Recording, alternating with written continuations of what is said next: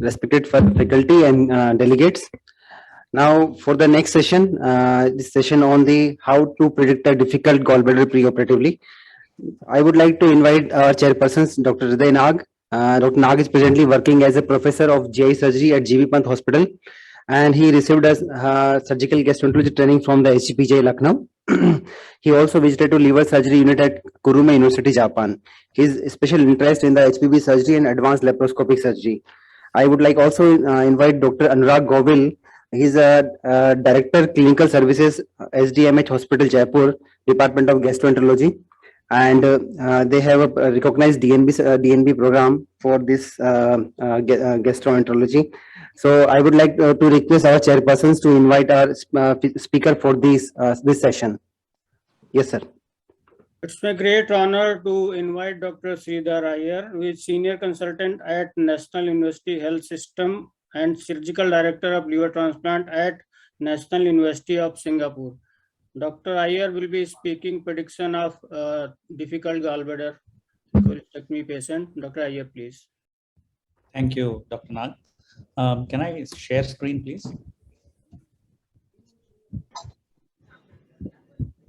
Thank you, Professor V.K. Kapoor and the team for the kind invitation.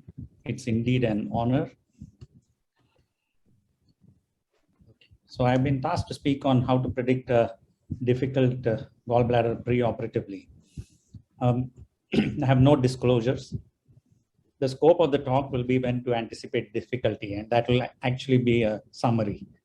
Grading some aspects of it, timing of laparoscopic cholecystectomy in acute cholecystitis, some examples of predicted difficult situations, the role of percutaneous cholecystostomy, and special situations like pregnancy and cirrhosis. So in terms of anticipating difficulty, now this is a takeaway slide, and this is probably a summary as well. From the clinical standpoint, always take a good clinical history. Repeated episodes of acute cholecystitis, repeated pancreatitis, urgent hospitalizations, late presentations, repeated colicky pain episodes, previous surgery in the supramesopolic area are all important considerations. In terms of radiology, gallbladder thickness, again, various papers mentioning various thicknesses, but thicker gallbladder more difficult to grasp and higher the difficulty. Impacted stone and size, color Doppler signals in the gallbladder wall. There is a talk on thick wall gallbladder, what to do coming up next. Absence of gallbladder enhancement, CHD diameter more than 8 millimeters, fluid in the gallbladder fossa, suspicion of perforation, loss of fat planes, a lot of fat stranding, Mirizi syndrome. And in terms of patient factors such as obesity, it has fatty liver, there's a easy risk of these diathermy burns onto the liver capsule, which can tear and bleed easily. And moreover, sometimes the gallbladder is embedded within the liver tissue sometimes. And pregnancy and cirrhotics.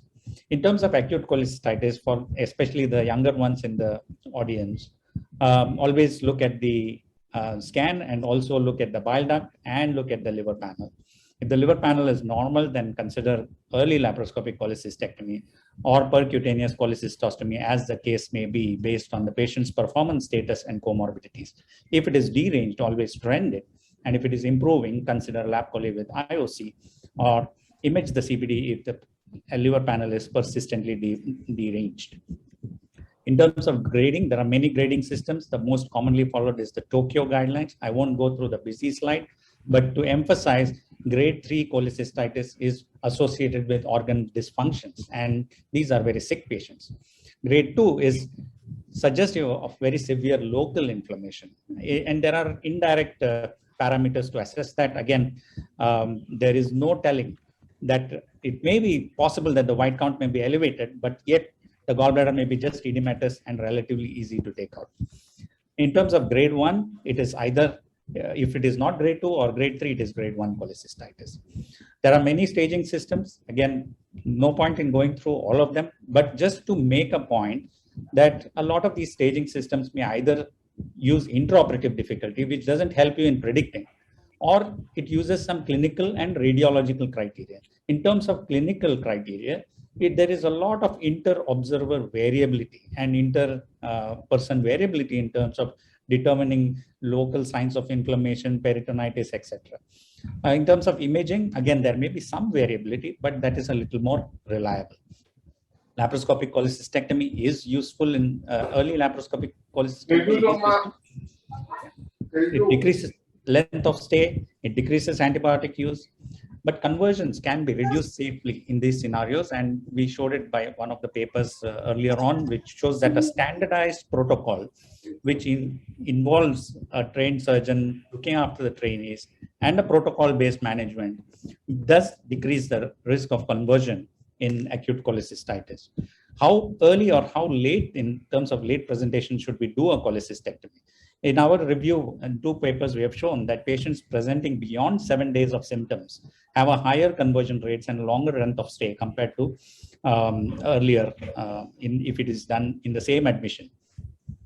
In every patient with acute cholecystitis or difficult scenarios, we must not go away from the principles of making sure we demonstrate the critical view of safety. And if it is not possible, there is a talk on bailout strategies on what to do if this critical view of safety is not achieved. And again, this is a demonstration in acute cholecystitis where the critical view of safety is diligently demonstrated before clipping the structures. Always understand the importance of aberrant anatomy. And most of these people will have only ultrasound before they get a cholecystectomy. So in terms of apparent anatomy in hepatobiliary systems, it is about 40%. And most of these cholecystectomies are done by general surgeons. So it is important that at least be familiar with what kind of aberrant anatomy will be there in these patients in whom you don't have a preoperative imaging. Gallbladder thickness is an important consideration. Now, this here is a gallbladder which is almost 1 centimeter thick with an impacted stone at the Hartmann's pouch. And this patient presented relatively late. It is still within 7 days, but this is the impacted stone in the Hartmann's pouch. And here the inflammation is so, the Hartmann's pouch is actually stuck to the common hepatic duct. And here due consideration is made to try and disimpact the stone and push it upstream before we dissect the critical view of safety.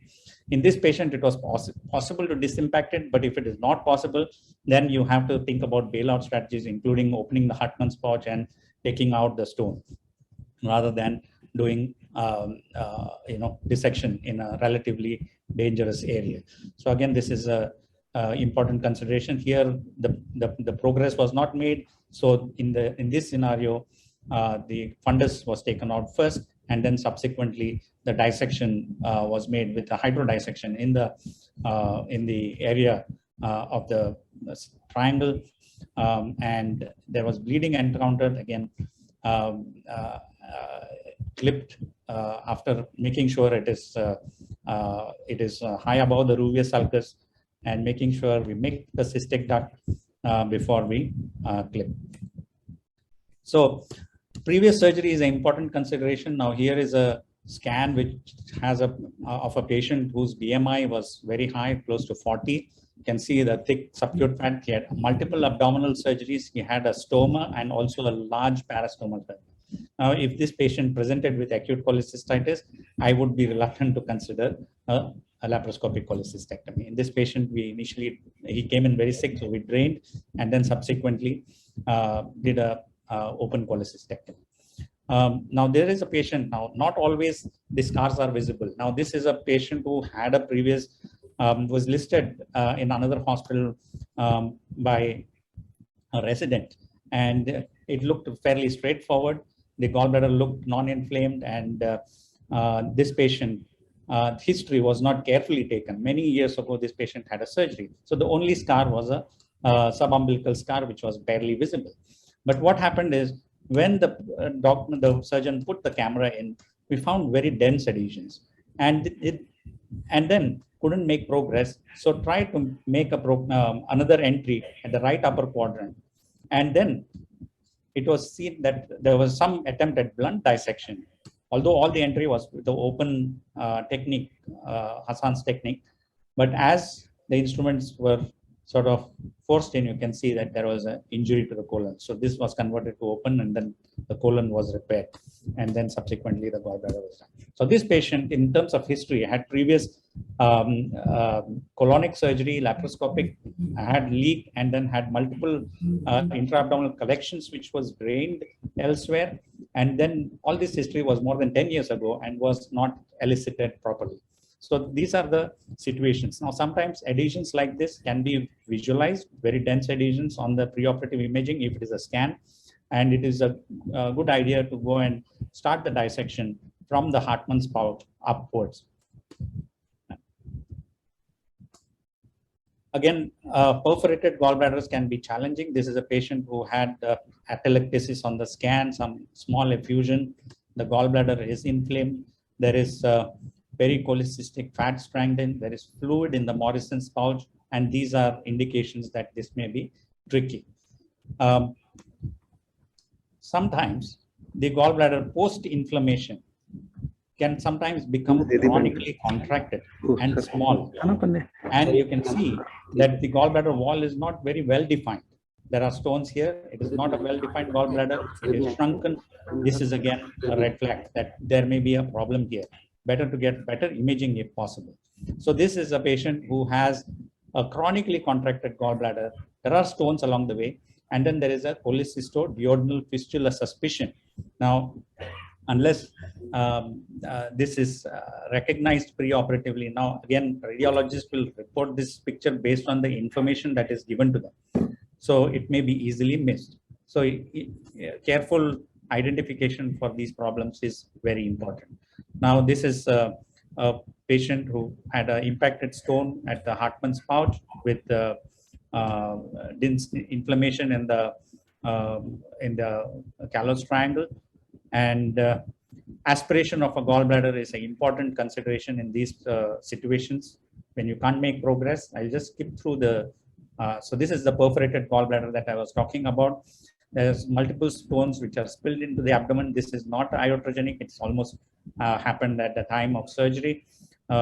In this patient now, a 10 mm port has been inserted, and sometimes with the 10 mm suction, we can suction out all these stones. There are now situations in which, as I showed you earlier, there is a chronically contracted gallbladder. It is quite dense adhesions in the callous triangle.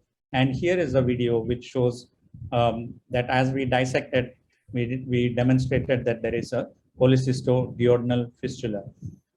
So most of these are done by the residents in their final year or in junior consultants. And then we instruct, if let's say they encounter difficulties, we take over. And this is a sharp dissection to avoid diathermy injury. And this is a suspected choledochoduodenal. You can see the choledochoduodenal fistula. It is sharply divided. It's better that we divide on the gallbladder rather than on the duodenum and have a defect in the duodenum. And then it was subsequently stitched and enveloped. In terms of Mersey syndrome, again, sometimes may have a liver panel to be normal. Again, I apologize for the poor quality of the video, but here you can see that the gallbladder is a T2 weighted images, and you can see a void here suggestive of possible varices. And again, this was not suspected preoperatively by the surgeon, and went on to do a laparoscopic cholecystectomy. As you can see, the gallbladder looks very, very innocuous, somewhat easy to tackle. And then subsequently, the surgeon started it with a single port surgery and decided couldn't make progress, and then put in the other ports. We found that the stone was impacted near the Hartmann's pouch, and that's when the other ports were inserted. And then you can see, although the gallbladder looked very innocuous, as the dissection proceeds, there's a lot of deep-seated inflammation because of a impacted stone in that area. And here the surgeon has clearly misidentified the anatomy. He's staying at the level of the rubeus sulcus, almost going below it, and subsequently, in the interest of time, I'll just forward this video to show that in this patient there was a major bile duct injury, wherein the surgeon clipped the common hepatic duct, and as he was dividing the common hepatic duct, he realized that there is something amiss. subsequently, and then we had to go in and do a high repair. This was an intraoperative consult at another hospital, and you can see the bile here. Disaster. So again, if you have preoperative imaging, just take a careful look at it. This can't be underemphasized, this point. And this is how it starts off. It looks so innocuous, and then that's where it ends. In terms of acute cholecystitis in high-risk surgical patients, so these are special group of patients, ASA3, there are multiple comorbids. Always look at the time of symptoms to presentation and admission. If it is mild by Tokyo criteria or moderate, if further optimization is not feasible, then consider early cholecystectomy. Even in the high-risk groups, it is better to do a cholecystectomy than to leave them alone. If further optimization is feasible for the comorbid conditions, then treat with antibiotics. If there is a response, then do an interval cholecystectomy after optimization. If there is no response, then consider percutaneous cholecystectomy as a bridge. And we published this a couple of years ago, our experience with these kind of patients. Moderate cholecystitis or severe cholecystitis, either antibiotics and percutaneous cholecystectomy with interval cholecystectomy. In terms of pregnancy, again, symptomatic gallstone disease is the second most common condition after appendicitis. As a non-obstetric surgical problem, cholecystectomy is indicated and is preferably performed during the second trimester of pregnancy. We recently had a patient who came into third trimester of pregnancy and had gallstone pancreatitis. And it was, again, that pancreatitis episodes induced labor in that patient. So we were forced to sort of do a cholecystectomy, but the principle should be you must get a gynecologist involved, give tocolytics as necessary, have the pots placed higher up, and the working space is relatively little, and have a fetal monitoring, and have a uterine shield in case you need to do intraoperative cholangiogram. In cirrhotics, again, be very careful in these group of patients. There are tons of videos which I could show, but in these patients, if it is, always look at the Child-Pugh score, and sometimes these symptomatic gallstones, if it is acute cholecystitis, Child's A becomes sometimes Child's B. They may decompensate just because of the gallstone disease. But if it is Child-Pugh A and is a transplant candidate, always try and do a conservative treatment and do an elective transplant, or if the patient is on waiting list, if the patient is severely symptomatic, drain the ascites, then do a percutaneous cholecystostomy. Not a transplant candidate, check for signs of portal hypertension. Endoscopies, see the imaging for signs of portal hypertension. Consider cholecystectomy, but have a low threshold to do a subtotal cholecystectomy. If it is a Child-Pugh B or C, don't touch these patients for a lap chole.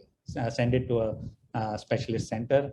But if need to bridge it, then antibiotics, drain ascites, do a percutaneous cholecystostomy, and bail out. So my take-home messages: have a good history and clinical examination. Back to the basics of first year of MBBS. Review the scans, get MRI, MRCP if necessary. Look at these telltale signs of difficulties, which is listed in the earlier slides as well as here. Consider percutaneous cholecystostomy as a bridge. Principles of safe cholecystectomy to be strictly followed in all cases. Now, always think about the aberrant anatomy, because most of the times you operate on basis of ultrasound, and avoid laparoscopic cholecystectomy in cirrhotic patients, and in pregnancy, second trimester is the best time. Thank you. Thanks a lot, sir. It was a very illuminating talk. You have covered the topic very well and included the video demonstration of almost all the difficult condition, and both retrograde and antegrade method you have shown, and you have also included the patient with cholecystoduodenal fistula and Medigis syndrome. Thanks a lot.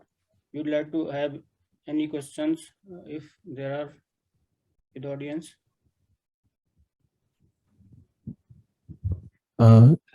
Yes, Dr. Hi, good afternoon. Dr. Ajay here. I am from Mahatma Gandhi Medical College. Sir, just in reference to your cirrhotic patients, chronic portal hypertension, and EHPVO patient, Would you like to add something specific? Maybe the vessel sealants that you use, or you need to use a suture while dividing? Can you use clips? And what all lessons for the beginners that you can use? And maybe we have Dr. Govil, I think, chairing the session, if he can add some point on to that. Yeah, in cirrhotic patients, I tell first of all, try and avoid it. Again, Child's B and C. But if you are definitely forced your hand in, then using the thing is, all these vessel sealers and all are helpful only after these safe principles are followed. No point in using a high energy device like LigaSure or harmonic scalpel if you are going to start dissecting at the critical to achieve the critical view of safety. If you are going to do a fundus first, then maybe it is useful to have that. Again, if you breach the capsule, very easy to get bleeding from the gallbladder bed if you go above the cystic plate. So it is a tricky situation. Not I would prefer that if it is a Child's B and C, they get if at all a percutaneous cholecystostomy. If there is recurrent pancreatitis, do a sphincterotomy, ERCP, put a stent in. And if it is a transplant candidate, I would prefer not to touch it. Dr. Govil, is Dr. Govil online? Govil, please unmute yourself. Can somebody unmute Dr. Anurag Govil, sir? Yeah. Dr. Anurag Govil, sir, what's your say on a patient who has to undergo a laparoscopic cholecystectomy in Child's B, Child C status, and any preparation prior to that, and if the patient has undergone with drink? I think somebody need to unmute him. We can see him, but Dr. Govil, you have to unmute yourself. Dr. Anurag Govil, sir.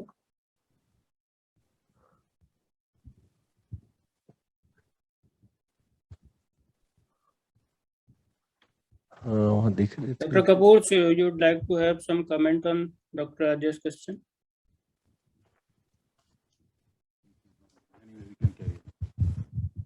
Maybe Dr. Iyer can.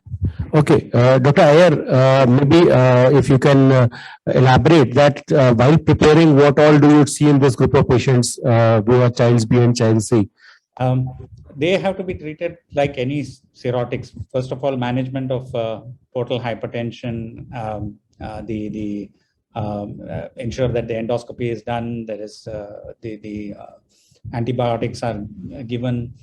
Secondary prevention of bleeding, teldepressine, rifaximin, all these routine things that we do for a cirrhotic patient should be done. But in Child's B and C, certainly doing a laparoscopic cholecystectomy is not advisable. These patients, first of all, you will encounter trouble during surgery. And secondly, these patients will decompensate further if there is significant bleeding and problems. Child's B and C. Child's A, yes, you can make sure that you look for signs of portal hypertension on this the scans as well as endoscopy. And then you can attempt we can do a cholecystectomy, knowing what bailout strategies you have and the energy devices. The bailout strategies are basically considering subtotal cholecystectomy. If, let's say, you're not making progress, putting in a drain in the gallbladder and bailing out is not a bad option. And of course, if you can make some progress, subtotal cholecystectomy is also a possibility. And I believe that there are some talks covering bailout procedures. Since you mentioned about Dr. Iyer, Yes.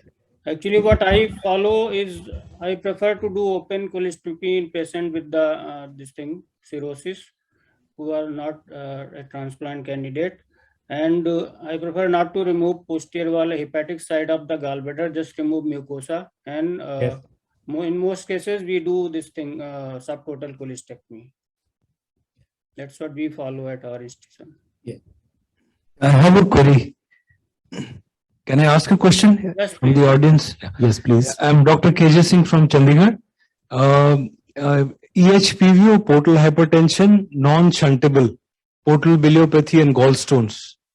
How would you approach this patient for a lap chole? Portal biliopathy, we hardly ever see here in Singapore. In terms of it's more unique to the Indian subcontinent. But again, if there is extrahepatic portal hypertension, portal vein thrombosis, too many collaterals in the bed, again, my bailout strategies will again be subtotal cholecystectomy, or don't take out the entire gallbladder, do a fenestrating or a reconstituting subtotal cholecystectomy in this scenario. Dr. Nag, To Dr. KJ's question, I think in patient with portal hypertension, we have to also look whether portal hypertension needs splenectomy or shunt or without shunt, and we have to weigh the patient's clinical status and Absolutely. That was what my query was. Non-shuntable. You would definitely offer a shunt first and kind of decompress the entire system before going. So I would agree with that. This particular patient is a patient in mind where it's a non-shuntable kind of a situation. So that is what I was wanting to ask, because they have a lot of collaterals in near the callots and can be very, very dangerous, can bleed very significantly. If you go So upfront for them. Yeah, you open the gallbladder with And the this, device, particular- investigate and do a reconstituting or a fenestrating type of subtotal cholecystectomy. This particular patient is already ERCP, stone removal from the CVD and stented. Dr. Mathur from Mumbai has put a comment that you can see the reason for the common hepatic duct injury in the video was discussed Yes, being done to left of the right border of segment 4B. yes. So that was, it was quite obvious that the dissection was, I think that point was being discussed, that was being presented. And Yes. that it was a non-anatomical dissection which was being done going Yes. on beyond the segment 4B. Second is, how about the used hemostatic glue in lap chole on CSD patients? Is it helpful? Hemostatic glue. I believe that these adjuncts of glues and sealants are more to make yourself comfortable than. There may be a place, but at the end of the day, diathermy, we can use glues. We can lower the pneumopressure and see whether there's any ongoing oozing. All these are adjuncts, but use what it needs to be done to get hemostasis. And I don't think there is a one particular solution which sort of compounds or is better than the others. Be it glue or be it Tacosil. Most of the times, if you're referring to the oozing from the liver bed. I think that point is very well taken. What Dr. Iyer is saying, that glues and hemostatic mechanisms and other methods, they are not useful unless you have a correct procedure being done. And what Dr. Hidanag has already mentioned, that in case of most of these cirrhotic patients, you may think of doing open cholecystectomy if laparoscopic is difficult. I think that's what the message is. In terms of data, cirrhotics with open cholecystectomy, also my concern is if they get post-operative ascites, they will start to, have this ascitic fluid leaking out from higher risk from that point of view. Yeah. Yes. Going to the Agreed. zero submucosal layer, be very diligent about avoiding the cystic plate. Okay, let me have a very simple question now. I think we have had a quite discussion among cirrhosis. A very simple question. If anybody has anything in the audience, please either text us or you can ask from the audience. Which is more difficult, acute cholecystitis or chronic cholecystitis? I believe the early acute cholecystitis is pretty easy. It's the chronic cholecystitis with a contracted gallbladder that is worse. So yeah, I agree to that the chronic cholecystitis is much more worse because the callots being obliterated. And what we have seen in video is actually acute cholecystitis, which is relatively easy because you find planes that is just edema over there. But definitely chronic cholecystitis is one thing which is more difficult than acute. Any other questions, please? So Dr. Nag, can you just give a brief of whatever has been discussed with Dr. I Iyer? think it was a very good talk by Dr. Iyer. He included all the points to look for, namely like everybody has, we have to look for the comorbid conditions, all he has mentioned, and we have to look for the clinical and other parameters for difficult cholecystectomy, and we have to deal the patient on patient to patient basis, and we have to convert whenever needed. We should keep low threshold for the conversion, and we should keep in mind subtotal cholecystectomy is also an option, and wherever surgeon inexperienced, it is advised to refer the patient to or take help of a senior surgeon. Thanks a lot all. I think we can wind up this session. Thank you, respected chairperson and speaker, sir, for a nice presentation and nice discussion.